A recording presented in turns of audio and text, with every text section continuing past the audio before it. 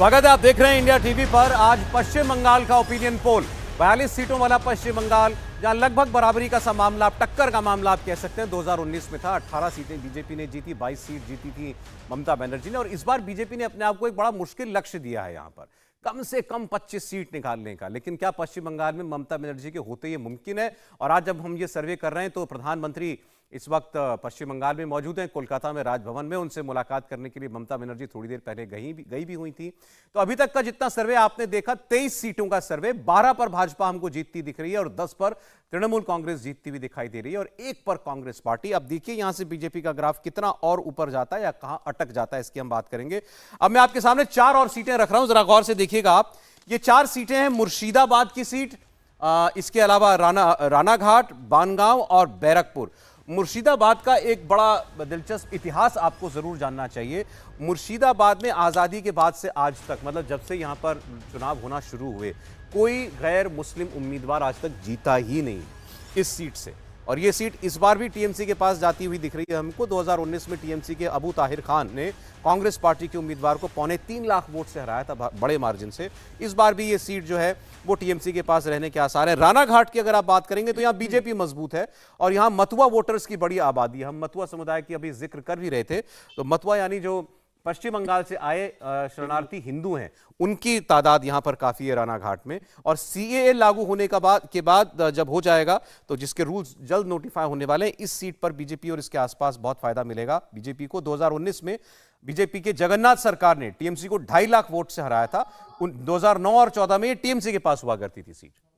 देखिए, बानगांव अगली सीट है, ये भी बीजेपी के खाते में जाती हुई नजर आ रही है। शांतनु ठाकुर की सीट है। शांतनु ने 3 बार से जीत रही टीएमसी को 1 लाख से ज्यादा वोटों से हराया था। इस सीट पर भी मथुआ वोटर्स बड़ी भूमिका निभाते हैं और जहां जहां मथुआ वोटर्स की बड़ी भूमिका है, वहां वहां बीजेपी को फायदा होता हुआ नजर आ रहा है। अगली सीट बैरकपुर की है। बीजेपी के टिकट पर अर्जुन सिंह यहां से जीते थे, बाद में पार्टी बदली, टीएमसी में आ गए। चर्चा है कि एक बार फिर से बीजेपी में आ सकते हैं। अर्जुन सिंह ने 2019 में पूर्व केंद्रीय रेल मंत्री रहे टीएमसी के उम्मीदवार को हराया था। तो इन 4 सीट की आप बात करेंगे, 2 पर टीएमसी और 2 पर बीजेपी जीतती हुई नजर आ रही। मथुआ का समुदाय का जो लेकिन फैक्टर है वो यहां पर आपको दिखाई दे रहा है बीजेपी की जीत में प्रभाव डालता हुआ। कुल अगर सीटों की हम लोग चर्चा कर ले, देखिए अब टैली कहां पहुंच गई है। बीजेपी 14, टीएमसी 12 और 1 सीट इंडिया गठबंधन को मिलती हुई दिखाई दे रही है। अभी भी 2 सीटों के मार्जिन से बीजेपी आगे चल रही है। हमारे इस सर्वे में 27 सीटों का सर्वे आपके सामने इंडिया टीवी पर रख चुके हैं। एक बार फिर जयंत घोषाल जी के पास जाना चाहेंगे। दादा, ये मथुआ समुदाय के प्रभाव वाली कुल कितनी सीटें हैं और ये कम्युनिटी बीजेपी के साथ आपको लगता है इस चुनाव में भी इंटैक्ट रहने वाली है? सीएए लागू होने के बाद क्या प्रभाव पड़ेगा? देखिए, नॉर्थ 24 परगना जो हम बोलते हैं, ये कलकत्ता का एडजेसेंट डिस्ट्रिक्ट है और ये जो बोनगा, ये बांग्लादेश बॉर्डर है। यहाँ बहुत बड़ा मुद्दा है इन्फिल्ट्रेशन, क्योंकि ये जो सिटीजनशिप एक्ट के आधार पर जो मुस्लिम इन्फिल्ट्रेटर और हिंदू शरणार्थी में जो भाजपा का जो डिफरेंस, और उसका भी बहुत सारा रीजन, डिबेट, डिस्कशन चल रहा है, उसमें मथुआ कम्युनिटी जो है वो नॉर्थ 24 परगना का बहुत कम से कम 4-5 सीट है जहां मथुआ कम्युनिटी का इन्फ्लुएंस है। एंड हिंदू शरणार्थी का भी एक लोअर कास्ट, जिसको यूपी में या मध्य प्रदेश में ओबीसी का भी एक कैटेगरी माना जाता है, यहाँ मथुआ कम्युनिटी बोलते हैं। और वो जैसे चैतन्य देव ने किया था ना कि ये जो लोअर कास्ट को एक भक्ति मूवमेंट का, वो मथुआ कम्युनिटी बांग्लादेश में हुआ था और वो मतलब ईस्ट पाकिस्तान में। और अभी ये जो influence not only north 24 Pargana, north Bengal में भी मथुआ कम्युनिटी का बहुत बड़ा असर है। और इसीलिए प्रधानमंत्री जी जो बांग्लादेश गए थे और आज भी जो मथुआ कम्युनिटी का, शांतनु ठाकुर का तो मिनिस्टर बनाया, आज भी शांतनु ठाकुर, मोदी जी की जो रैली है, देखिए मोदी जी गए हैं आरामबाग, वो हुगली का लॉकेट चैटर्जी का एरिया, और कृष्णनगर जा रहे हैं कल। तो आपका जो सर्वे है जहां भाजपा का जीत का संभावना है, प्रधानमंत्री का विजिट भी उसी कॉन्स्टिट्यूएंसी जहां जीतने का संभावना ज्यादा है, ऐसी तो एनालिसिस करके, असेसमेंट करके। दादा, इस वक्त ममता बनर्जी कुछ कह रही हैं, सुन लेते हैं। আপনি কোনো গিফট দিলেন, কোনো কোনো উপহার দিলেন, কোনো উপহার দিলেন? বাংলার মিষ্টি তো আমরা দিই সব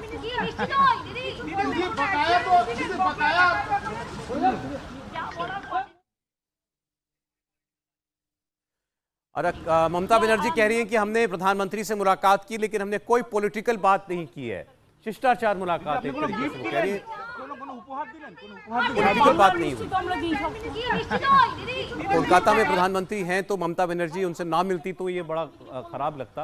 उनसे मुलाकात करने के लिए गई हैं वो, और उसके बाद बाहर निकल करके तो मीडिया वालों ने ये भी पूछा कि क्या आपने उपहार क्या दिया। बंगाली में उन्होंने जवाब दिया तो मुझे मैं नहीं समझ पाया क्या बोला उन्होंने, लेकिन बोला कुछ कि हम तो ऐसा उपहार देते ही हैं सबको, ऐसा कुछ उन्होंने अपनी बात कही। तो ममता बनर्जी की प्रधानमंत्री से मुलाकात हो चुकी है और इस मुलाकात में अब बात हुई भी हो तो कम से कम ममता बनर्जी ने खोली नहीं वो बात और कहा कि शिष्टाचार मुलाकात थी, कोई राजनीतिक बात हमने प्रधानमंत्री से नहीं की। मतवा समुदाय के बारे में आपको बता रहे थे जयंत घोषाल, इसका प्रभाव जो है आपको बीजेपी की असर वाली इन सीटों पर दिखाई दे रहा है और उसमें क्लियर दिखाई दे रहा है कि बीजेपी को उन सीटों पर फायदा मिलता हुआ दिखाई दे रहा है। ओवरऑल टैली 14 भाजपा, 12 टीएमसी और 1 इंडिया गठबंधन। आगे बढ़ते हैं और 3 सीटों की बात कर लेते हैं। बारासात, जयनगर और मथुरापुर, इन तीनों सीटों का भी सर्वे हम लोग आपके सामने रख देते हैं और यहां आप देखेंगे तीनों सीटें जो हैं, बशीरहाट बीच में आ गया था, तीनों सीटें अब ये भी टीएमसी के पास जाती हुई दिखाई दे रही हैं। तो बैरकपुर से चलते हुए बारासात, बशीरहाट, जयनगर, मथुरापुर और डायमंड हार्बर, अभिषेक बनर्जी की सीट तक जाते जाते सब आपको टीएमसी के रंग में रंगी हुई दिखाई दे रही है। और देखिए इसी के साथ स्कोर बोर्ड जो है वो भी चेंज हो गया है। टीएमसी 15 और बीजेपी 14। अभी तक लग रहा था कि बीजेपी लीड ले रही है और बीजेपी शायद जो टारगेट लेकर चल रही है उसके नजदीक पहुंचेगी, लेकिन जैसे ही आप दक्षिण पूर्वी बंगाल की सीटें हमने खोली हैं वैसे ही टीएमसी 15 पर बढ़त बना चुकी है। इंडिया गठबंधन के खाते में एक ही सीट जा रही है, यानी ममता को हराना बंगाल में अभी भी बीजेपी के लिए बहुत आसान नहीं है। इसीलिए आप टैली में भी बदलाव देख सकते हैं। टीएमसी 15 और बीजेपी 14 सीटें यहां पर फिलहाल जीतती हुई नजर आ रही है। राहुल जी, दक्षिण पूर्वी बंगाल देख रहे सारी की सारी सीटें जो हैं वो ब्लू हो गई हैं डायमंड हार्बर तक। ये मुश्किल क्यों है बीजेपी के लिए? देखिए, ये सारा जो इलाका है, ये सारा जो है पहले से टीएमसी, अगर मैं बात करूं तो टीएमसी के प्रभाव वाला इलाका है बहुत ज्यादा। और इसी कारण से देखिए यहाँ पर एक तो टीएमसी का काम भी ठीक है और दूसरा ऐसा कोई बहुत बड़ा इशू भी आपको नहीं दिखाई देता जो बीजेपी के फेवर में जाता हो। और इसी कारण ये जो सारी सीटें आपको दिखाई देती हैं, ये दिखाई देती है कि टीएमसी जो है इसमें मजबूती से चुनाव लड़ रही है। आप डायमंड हार्बर तो आपको अभी हम एक्सप्लेन कर ही चुके हैं। डायमंड हार्बर जो है वो जो है अभिषेक बनर्जी की सीट है, उन्होंने कितना काम किया, तो वो सारी बातें इसमें फेवर में जा रही हैं। अगली 4 सीट भी अगर हम लोग खोल दें तो हम उस सीट की बात कर पाएंगे जहां पर प्रधानमंत्री आज मौजूद हैं, आरामबाग में। उलूबेरिया, श्रीरामपुर और आरामबाग और झारग्राम, ये सीटें भी अगर हम लोग दिखा देते हैं तो इसमें आपको दिखाई देगा उलूबेरिया और श्रीरामपुर में बीजेपी जो है वो आगे दिखाई दे रही है और आरामबाग और तमलुक में जो है झारग्राम में भी ये 3 सीटें जो हैं ये बीजेपी की ओर जाती हुई आपको दिखाई दे रही हैं। ये अंतर जो है आपको स्पष्ट इसमें दिखाई देगा। रामपुर में कल्याण बनर्जी हैं जिन्होंने मिमिक्री की थी वाइस प्रेसिडेंट की, तो वो जो है बड़े उस चीज से बड़े मशहूर हो गए थे, मतलब सब लोगों ने उसका देखा था। तो ये आरामबाग में जो है टीएमसी सबसे ज्यादा वोट से हारी, मतलब उसका जो सबसे ज्यादा नुकसान हुआ था आरामबाग सीट पर हुआ था। मार्जिन 1142 वोटों का था सिर्फ आरामबाग में और इससे 8 सीटें जो हैं वो प्रभावित होती हैं। इसलिए प्रधानमंत्री नरेंद्र मोदी गए हैं। उस 8 में से 3 सीटें बीजेपी के पास है और इस बार आरामबाग को भी बीजेपी को जीतना है। और देखिए वो मार्जिन पूरा होता हुआ नजर आ रहा है। प्रधानमंत्री की रैली जिसमें बड़े एग्रेसिवली संदेश खाली पर वो बोले, मुस्लिम वोटर्स पर बोले, उसका असर तो कम से कम इस ओपिनियन पोल में झलक रहा है। और आरामबाग, तमलुक, कांथी की आप बात करेंगे और झारग्राम, यहां तक तो कम से कम बीजेपी नजर आ रही है। घाटल अगर आप छोड़ दें तो झारग्राम तक बीजेपी यहां अच्छी पोजीशन में नजर आ रही है। देखिए झारग्राम में बीजेपी के कुनार हेम्ब्रम ये सांसद हैं, 12,000 वोट से जीते थे, सिर्फ टीएमसी को इन्होंने हटाया था। और 1977 से लेकर 2014 तक लेफ्ट लगातार इस सीट पर जीतता आ रहा था और वहां से इस सीट को कैप्चर किया है बीजेपी ने। तो लेफ्ट के मजबूत प्रभाव वाली सीट जो है वो यहां से निकाली भारतीय जनता पार्टी ने, लेकिन टीएमसी के साथ बड़े क्लोज मार्जिन में सीट जीती थी। ओवरऑल आप टैली देखिए 16 पर भाजपा, 17 पर बीजेपी लीड करती हुई दिखाई दे रही है। 42 में से 34 सीटों का सर्वे आपके सामने। कांग्रेस पार्टी को एक सीट, पुरुलिया, बांकुरा जो आपने खोली नहीं है, ये बीजेपी के लिए पॉजिटिव सीट्स होंगी। अच्छा, ये भी आगने वाले मेदिनीपुर में जो है बीजेपी, मेदिनीपुर है, बर्धमान, दुर्गापुर सारी बीजेपी। लेकिन एरिया पूरा बेसिकली अगर देखा जाए तो माओवादी से प्रभावित एरिया है ये पूरा। और किशन जी जो माओवादी नेता थे वो यहाँ उनका मतलब एनकाउंटर हुआ था, तो उसमें बड़ा आरोप लगा था कि टीएमसी ने किया, और बाद में अभिषेक बनर्जी ने इस बात को स्वीकार किया था कि उसमें हमारी भी भूमिका थी। तो अभी वहाँ पर माओवादियों का बड़ा प्रभाव है, और एक माओवादी नेता है महतो, वो जेल के अंदर है। वो कह रहे हैं वो ममता बनर्जी से बहुत नाराज है, और भारतीय जनता पार्टी को इस बार वहाँ पे आदिवासी सपोर्ट कर रहे हैं। तो इस बार माओवादियों का जो सपोर्ट रहा है आदिवासियों का, वो आदिवासी बेल्ट भारतीय जनता पार्टी को सपोर्ट करने की स्थिति में वहाँ पर लग रहा है। तो ये एरिया भारतीय जनता पार्टी के लिए इस बार बहुत पॉजिटिव होने वाला है लोकसभा चुनाव में। और ये चलिए अभी आप सीटें आएंगे या अगली 4 सीट की बात कर लेते हैं। आप लोगों ने जिक्र किया मेदिनीपुर, पुरुलिया, बांकुरा और विष्णुपुर, इनका भी सर्वे आपको हम दिखा देते हैं। तो मेदिनीपुर पूर्व बीजेपी प्रदेश अध्यक्ष दिलीप घोष की सीट है, यहां से उनका टिकट भी लगभग पक्का है। 1 लाख के मार्जिन से जो है दिलीप घोष मेदिनीपुर से जीते थे। पुरुलिया में बीजेपी के ज्योतिर्मय सिंह महतो यहां से सांसद हैं।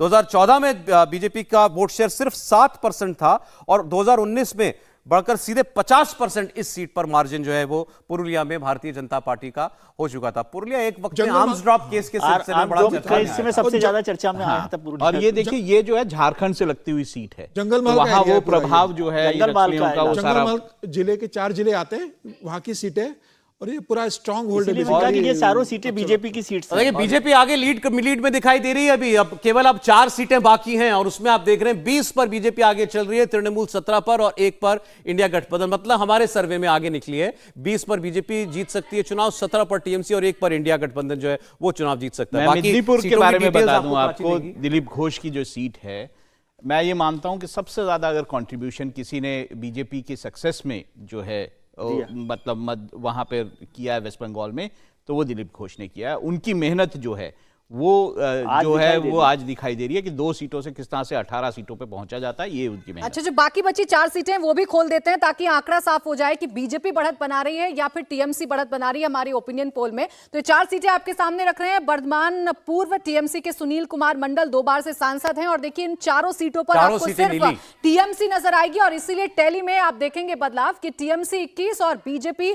20 पर है। इन सीटों की अगर बात करें तो वर्धमान दुर्गापुर बीजेपी के एसएस अहुलवालिया सांसद है यहां से। 2019 में टीएमसी की ममताज संघमिता को सिर्फ 2400 वोटों के मार्जिन से हराकर वो जीते थे। बोलपुर की बात करेंगे तो टीएमसी के असित कुमार मल सांसद हैं, बीजेपी को यहां 1 लाख से ज्यादा वोटों से हराया था, और इस सीट से 7 बार सीपीआई नेता और पूर्व लोकसभा स्पीकर सोमनाथ चटर्जी भी सांसद रहे हैं। वहीं बीरभूम की अगर आप बात करेंगे तो 3 चुनावों से लगातार टीएमसी की शताब्दी रॉय यहां सांसद हैं, और शताब्दी रॉय फिल्मी दुनिया की फेमस फेस रही हैं। तो फाइनल टैली आप एक बार देख लीजिए। फाइनल टैली तो ये बता रही है कि टक्कर है ममता बनर्जी और भारतीय जनता पार्टी में। बीजेपी 20 सीटें जीत सकती है हमारे ओपिनियन पोल के मुताबिक, और टीएमसी 21 सीटें जीत सकती है। कांग्रेस को नुकसान हो रहा है, पिछली बार 2 सीटें जीती थी, इस बार सिर्फ 1 सीट ही कांग्रेस बचा सकती है। तो 19 के आसपास ही देखिए मानना चाहिए प्राची इसको। 18 और 22 का जो नंबर था वो 20 और 21 हो जाता है। गैप यानी और कम कर लिया टीएमसी के साथ भाजपा ने। लेकिन इसमें कोई लगभग थीम वैसी ही दिखाई दे रही है जो 2019 की थी। तो मैं एक बार भावेश के पास जाना चाहता हूं। भावेश, जो सर्वे आपने किया, क्या इसमें कोई बाकी प्रदेशों की तरह यूपी में, बिहार में या राजस्थान, मध्य प्रदेश, गुजरात, जहां हम एक पैन स्टेट सेंटिमेंट देखते हैं नरेंद्र मोदी के नाम पर, वैसी कोई थीम चलती हुई आपको दिखाई देती है बंगाल में, या अलग अलग समुदायों में, अलग अलग कॉन्स्टिट्यूएंसीज में बटा हुआ बंगाल है अलग अलग वजहों से? लेकिन सौरभ, एक सवाल और भावेश से ही कि जब राहुल गांधी जी ने इतनी बार कह दिया, उसके बाद भी भावेश ने टीएमसी और इंडिया गठबंधन को अलग अलग क्यों रखा? अभी तक हुआ ही नहीं है सर्वे, इसीलिए सर इसका तो जवाब ये होना चाहिए। भावेश, पहली बात आपने मैं पहले विजय जी के सवाल का जवाब दे दूं। देखिए, बंगाल में इंडिया गठबंधन यदि साथ में चुनाव लड़ती भी है, टेक्निकली आप देखिए, यदि साथ में चुनाव लड़ती भी है तो शायद बीजेपी को ज्यादा फायदा होगा। देखिए, टीएमसी को जितना एंटी बीजेपी वोट लेना था वो उनको ऑलरेडी कंसोलिडेट हो चुका है। अब जो बचे कुछ वोट है कांग्रेस के पास या सीपीएम के पास, वो अब टीएमसी के साथ नहीं जुड़ सकती, क्योंकि उनके पास वो एंटी टीएमसी वोट है। इन केस यदि इनके साथ अलायंस होता है तो बीजेपी को ज्यादा बेनिफिशियरी होगा। उसमें जो 3-4 जो क्लोज फाइट वाली सीट है, जैसे कि बैरकपुर वो हो गया, श्री रामपुर हो गया, या और दुर्गापुर वर्धमान सीट है, इनमें बीजेपी को ज्यादा फायदा हो जाएगा। अब दूसरी बात तो पाएगी जो सौरभ पूछ रहे थे कि रूरल सेंटीमेंट है क्या नरेंद्र मोदी को लेकर, बिल्कुल है। पूरे इंडिया में ही पूरे बंगाल में नहीं, हालांकि पूरे इंडिया की बात है, लेकिन बंगाल में आप देखेंगे 2019 में भी लगभग 70% रूरल बंगाल को बीजेपी ने जीता था। इस बार वो और फर्दर कंसोलिडेट होता दिख रहा है, और आप देखेंगे पिछली बार 18 जीती थी, इस बार 20 जीत रही है, और लगभग 4 ऐसी सीटें हैं जिसमें बहुत क्लोज फाइट है, जिसमें कल्याण बनर्जी वाली भी सीट है, बर्धमान दुर्गापुर वाली सीट है, और बैरकपुर जहां पे बहुत ज्यादा हिंदी स्पीकिंग लोग हैं, वहां पे हालांकि अर्जुन सिंह छोड़ के चले गए, जो कि ज्यादा तो वही लोग उसको उनको उनके सपोर्ट में रहते हैं, जो हिंदी यूपी बिहार के लोग वहां के बहुत एक अच्छे खासे वोटर्स हैं, वो छोड़ के चले गए। लेकिन अभी भी यदि बीजेपी कोई अच्छा कैंडिडेट वहां पे देती है बैरकपुर में, हालांकि चर्चा चले दिनेश त्रिवेदी को लेंगे, लेकिन यदि किसी और अच्छे कैंडिडेट को बीजेपी वहां पे देती है तो वो सीट भी बीजेपी निकाल सकती है। तो संभव है कि जो बीजेपी का टारगेट है 25 का, 25 ना भी आए, लेकिन बीजेपी टीएमसी से आगे निकल सकती है इस चुनाव में, और ये बहुत बड़ी सरप्राइज होगी, क्योंकि अभी 6 महीने पहले तक, याद होगा सर सौरभ, 6 महीने पहले जब हम लोग बंगाल को लेके चर्चा कर रहे थे, सर्वे कर रहे थे, तो बीजेपी मुश्किल से 8-10 सीटों पे लीड करते हुए दिख रही थी। लेकिन पिछले 6 महीने में बीजेपी का जो इतना बड़ा गेन हुआ, उसमें राम मंदिर का भी जरूर इशू है, और प्राइम मिनिस्टर का जो फर्दर जितना ज्यादा लोकप्रियता, और अब सबसे बड़ा मुद्दा प्रधानमंत्री की रैलियां तो अभी शुरू हुई हैं होना, अब वो एक बड़ा फैक्टर होगा किस चुनाव में जाते हुए। एक बार जयंत घोषाल जी का ओवरऑल व्यू हम लेना चाहेंगे। जयंत जी, 18 बीजेपी, 21 टीएमसी, 1 कांग्रेस, ये हमारा सर्वे बता रहा है। पहले तो आप इस आंकलन से सहमत हैं या नहीं हैं? और 20 बीजेपी, 21 टीएमसी, और क्या बंगाल के में इस वक्त चुनाव में जाते हुए सबसे बड़ा इशू क्या है? देखिए, पश्चिम बंगाल में ये जो नतीजा आप दिखा रहे हैं, मतलब ये जो सर्वे का, मुझे बहुत रियलिस्टिक लग रहा है। इसमें प्लस माइनस हो सकता है, क्योंकि चुनाव अनाउंसमेंट के बाद क्या मोमेंटम लेगा, क्या इशू होगा। लेकिन भाजपा के लिए अगर 1 सीट भी बढ़ेगा, भाजपा के लिए तो 18 सीट इसका स्टेटस को रखना, और 1 सीट भी बढ़ेगा तो भाजपा का ग्रोथ साइन होगा, 2 सीट घटेगा तो भाजपा के लिए नुकसान है। अभी इस समय भाजपा और एग्रेसिव होंगे, कोशिश करेंगे, लेकिन ममता बनर्जी का जो वोट बैंक है, इवन मैं कह रहा हूं कि मथुआ वोट बैंक को भी रिपेयर करने के लिए ममता बनर्जी ने, सौरभ एक चीज बता देता हूं, जो गोवा में और त्रिपुरा में, असम में ये जो सब एक्सपेरिमेंट और नेशनल डिजायर, अभी ये कंप्लीटली कोर्स करेक्शन करके 42 सीट्स में एकदम मतलब कंसंट्रेट कर रहे हैं, और उनका टारगेट है कि 18 सीट से कैसे हम कम कर पाए। अगर उसको 15 करे तो टीएमसी के लिए विक्ट्री है, अगर बीजेपी 2 सीट बढ़ेगा तो बीजेपी के लिए विक्ट्री है। और इशू आप बोल रहे हैं क्या है, संदेश खाली इशू नहीं है, एक्चुअल इशू है कि misrule of Mamata Banerjee government. Even Bhajpa में बहुत सारे लोग हैं, वो कह रहे हैं कि एंटी ममता कैंपेन करना उससे अच्छा है कि टीएमसी के खिलाफ, टीएमसी इज मिसरूल, क्योंकि ममता बनर्जी का भी एक ब्रांड इक्विटी है, वो ज्यादा काउंटर प्रोडक्टिव ना हो जाए। तो इसीलिए जैसे बाकी राज्य में, जैसे यूपी, बिहार, मध्य प्रदेश, राजस्थान, कांग्रेस और बीजेपी का जो लड़ाई है उसका कैरेक्टर डिफरेंट है। और अभी भी मैं कह रहा हूं कि सीपीएम और कांग्रेस अगर एक साथ रहे तो सीट एडजस्टमेंट का सवाल नहीं है। Rahul Gandhi personal relationship is very bad with Mamata Banerjee, I am sorry to say. उन्होंने तो दावा किया था मेरे बड़े अच्छे संबंध है।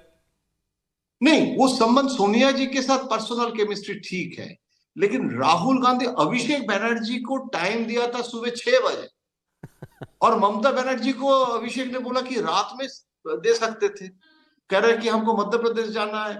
तो ममता बनर्जी ने कहा कि अगर तुम नहीं जाओगे तो लगेगा कि हमारे तरफ से एरोगेंस है, you are junior to him. और वो 6 बजे गए थे, is a late riser, in spite of that उसमें गए थे अलार्म लगा के घड़ी में।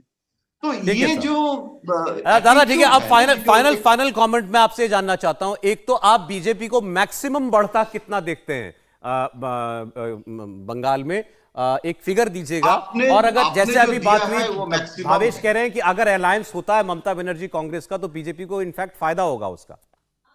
बिल्कुल, मैं इसके साथ सहमत हूं, और ये ममता बनर्जी जानते हैं, और इसीलिए वो कभी ये अलायंस में नहीं जाएंगे। और सीपीएम के साथ कांग्रेस रहेगा तो सवाल ही नहीं है, क्योंकि ममता बनर्जी का एंटी सीपीएम एक स्ट्रॉन्ग ट्रेडिशनल वोट बैंक है और इसीलिए वो सवाल ही नहीं है। सिर्फ ममता बनर्जी कह रहे हैं कि 3 सीट, वो तो अधीर का सीट है, बरकत गनी खान चौधरी का भाई का सीट है और दार्जिलिंग है, और इसीलिए उसमें उसमें अभी भी कांग्रेस के साथ एडजस्टमेंट हो या ना हो, ठीक, यूनिलैटरली वो सीट ठीक, दिया सर समय खत्म हो गया। समीर जी, यहाँ इससे सहमत हैं या बीजेपी बढ़ेगी ऊपर?